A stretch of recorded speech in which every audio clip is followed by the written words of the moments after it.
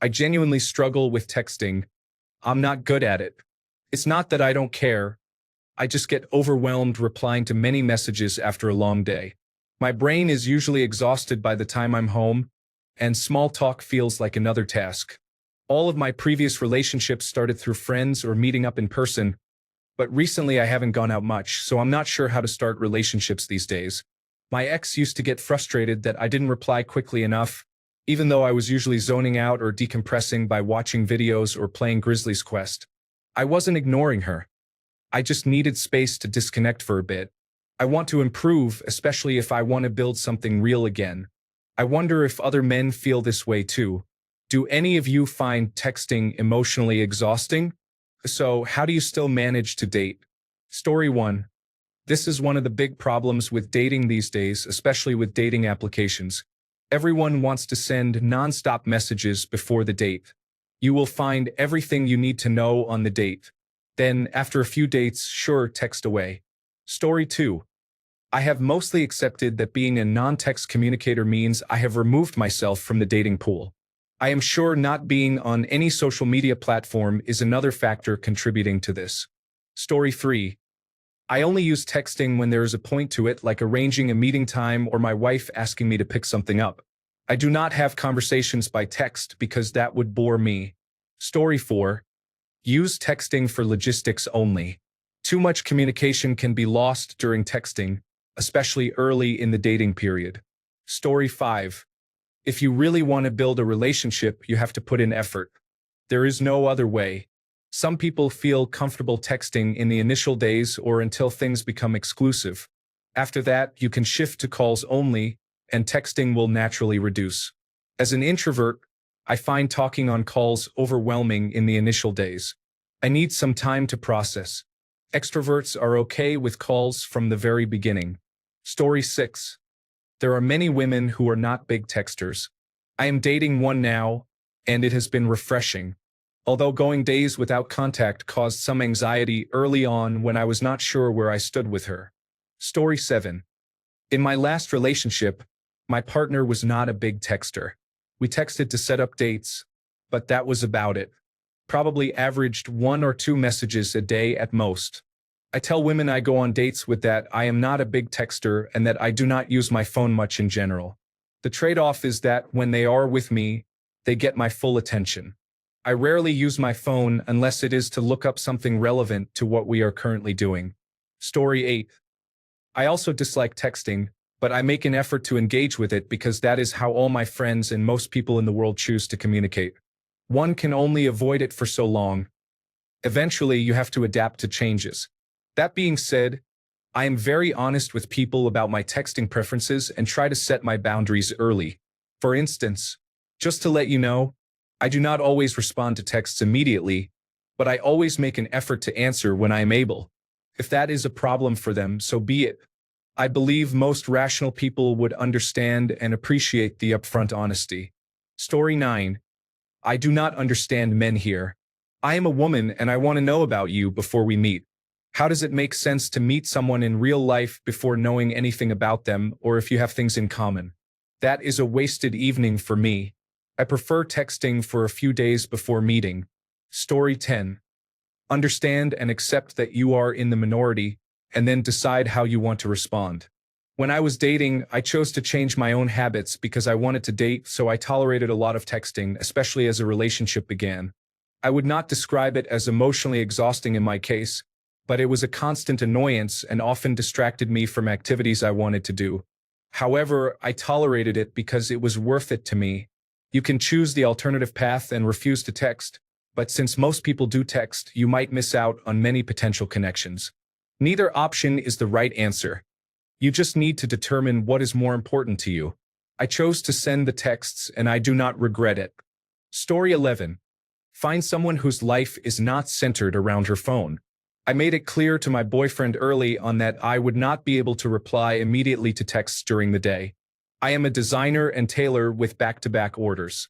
I put on YouTube or music as background while I sew. I only reply to important texts from existing or potential clients, family emergencies, or his emergencies during the day. I usually reply quickly in the evening when I am free. I found that my boyfriend prefers to text continuously after he is done with his day. He is online sporadically throughout the day and reads my texts, but he does not reply until he is free to respond with long texts about his day as well. I received more than 20 texts from him about his day when I just finished choir practice around 9 p.m. today. I do not mind his texting style.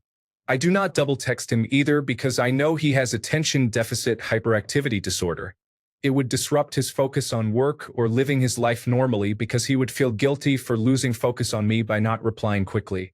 I still get to talk to him daily, and neither of us is tied to our phone to feel secure in our relationship. Story 12. I have been in a long-distance relationship for almost 5 years now. I have never liked texting and am a slow texter. I love talking to her though, so I try my best not to put my phone down and forget about it. Also, speech-to-text is my best friend. Story 13. My friend dated a man who was a slow or poor texter, and it annoyed her, but she learned to manage and accept it. From what she told me, he found texting impersonal and useful only for conveying information like meeting time and location. He helped her by laying out expectations for texting early, so she could decide if she was okay with that. Then, they had to make up for the lack of texting in other ways. He preferred arranging in-person meetups, even if it was just to grab a drink, get ice cream, or hang out doing a simple activity. This meant spending more time with her and engaging directly. He was also very supportive when she needed him. For example, if she was having a crisis in the middle of the night and needed to talk instead of texting, he would come over to help her. It is possible, but it takes work and requires more effort to compensate for the lack of texting. Story 14. I would argue that most men do not enjoy this part of dating. I have never heard a man say they enjoy texting all day. Unfortunately, my girlfriend is like this, and it can be exhausting. I have told others directly not to text me about their day in real time. We can talk about it after work.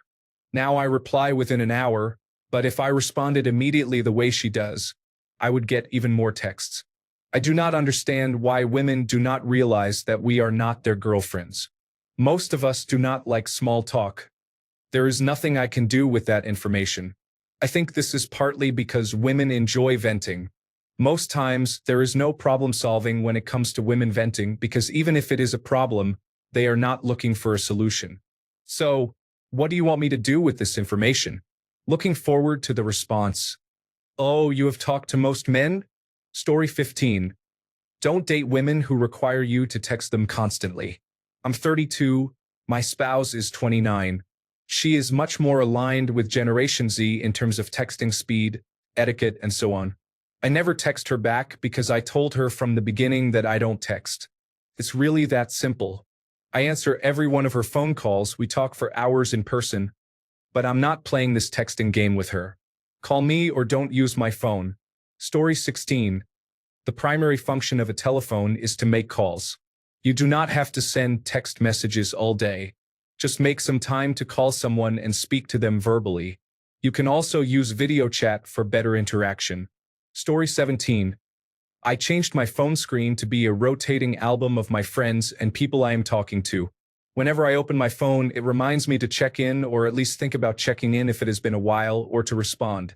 Story 18. I found a woman who is not constantly attached to her phone. I will lose my phone for weeks at a time and not care, and she does not care either. Story 19. That's the fun thing. Usually I do not. I am pretty good about responding to text messages, but I have a very hard time initiating, and that often kills the relationship before we even have the relationship talk. Story 20. Unless you are so physically attractive that random women approach you while outside, you simply do not get to date. Story 21. Met my partner at a party. Our texts in the early days were mainly to make plans, and then we had more to talk about when we met up. Story 22. Back in my day, we would just go outside and do activities like attend a concert, walk around looking confident, and start conversations and flirting with a woman if she held eye contact. Story 23. I made a point to bring it up when we exchanged numbers that I work a high-stress job, and I do not always respond right away because I may be decompressing or in the middle of something. If they had a problem with it, I knew we were not compatible. Story 24. Try mixing it up, go old school and send a card. Stock up on cards or even postcards with actual stamps and write one out a couple of times a week and send them. It is different and can create a lasting sense of connection without overexposure by texting back and forth over every little thing. Story 25. I have spent enough time online communicating via text that text messages do not bother me inherently. I can keep up a text conversation with someone easily enough. It is more the time to act or move on. Constantly texting before you ever even meet the person feels like it is putting off actually meeting them, which does sort of feel like the vibe these days. Story 26. When I get matches on a dating application, I usually ask for the person's number within a day or so. After that, I try to set up a phone call as soon as possible. Texting is fine but can be tiring after a while. I tend to use emojis to show the person I'm interested in with my messages, and I have had wonderful conversations on the phone with women who are not actually great at texting. I mostly use texting as a way to show that I have a basic grasp of grammar and can follow a conversation. A phone call is where I can really work my magic, show the other person my sense of humor, and make them want to set up a date. Story 27. I text to make plans to meet, and that is all. She needs to see you move, smell you, and feel your presence to develop any kind of real attachment. Story 28. You do it anyway. Power through it until you meet someone who is okay with long periods of no contact. Dating is and always has been a numbers game. Story 29. I pretended to enjoy texting while I was looking for someone. 6 months into the relationship, I lost my phone and said I was happy without it. I waited 6 years to buy another one, which lasted a few months before it was lost as well. I then waited more than a decade to get another phone, which I use now and then, but it is mostly switched off.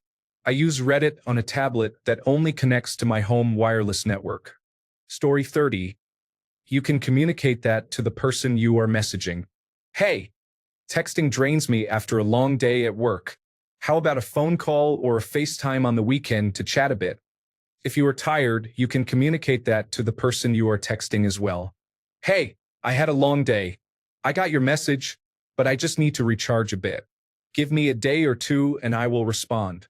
You will need to chat a little bit over text to get past initial safety and comfort levels, but you can let them know you are looking forward to chatting with them on the date. Also consider this. If you are so burnt out from work, are you in the right place to be spending energy dating someone? Story 31. I'm not a big texter, usually less than 5 texts a day to my girlfriend, and 2 of those are good morning and good night. I communicated my preferences during our first date, and she respects that. We talk on the phone every evening for a bit and spend quality time together multiple times a week. This also gives us more to chat about when we do talk. You just need to find the right person with a compatible communication style. Good luck. Story 32. It's the quality, not quantity. I'm not into texting, but it is a tool. Drop in a "how are you" or a really funny kitten video to a friend once a week. With a significant other you meet a lot in person, texting becomes a tool when you are separated by work, travel, or class. Story 33. Communicate. Set the expectation that you will only respond immediately in an emergency. Beyond that, set the expectation that you will respond at specific times, and then stick to those times. I tell people that I text when I wake up, after eating lunch, and before going to bed, and that is it. Once the expectation is set, people tend to have less anxiety about me not responding immediately. Story 34. In the courtship phase, you are going to have to send text messages, in my opinion. Is it really lame? Yes, but I did not invent women's social dynamics. I just observe them.